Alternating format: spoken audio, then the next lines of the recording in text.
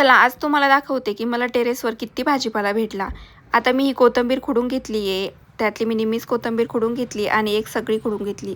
म्हणजे मला 2-3 दिवस लागेल आणि 2 दिवस पुरेल एवढीच कोथिंबीर मी काढून घेतली. बाकीची नको म्हटलं, ताजी ताजी खाता येईल. ती अशी एवढी झाली होती आणि त्याचा वास अप्रतिम येत होता आणि त्याची ग्रोथ तर एवढी छान झाली होती ना की विचारायलाच नको. घरची ताजी ताजी आणि ऑर्गॅनिक.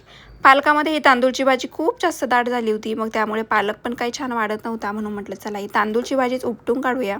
आणि त्यानंतर हे पिकलेले टोमॅटो, 2 झाडाला 5 टोमॅटो निघाले आणि आनंद तर माझा शब्दात सांगण्यासारखा नाही आहे. आणि त्यानंतर काढली मी ही कांद्याची पात, जी की कैचीने वरून कट करून घेतली आणि ती नंतर पुन्हा छान फुटून जाते आणि याच्यामध्ये एक भाजी माझी आरामात होऊन जाते.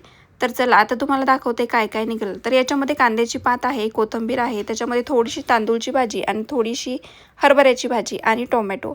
तर असं काहीसं होतं माझं आजचं हार्वेस्टिंग. तुम्हाला कसं वाटलं कमेंट करून नक्की सांगा. आणि हो, आवडलं असेल तर लाईक, शेअर आणि सबस्क्राईब करायला मात्र विसरू नका. चला आता इथपर्यंत आलाच आहात तर एक लाईक करा.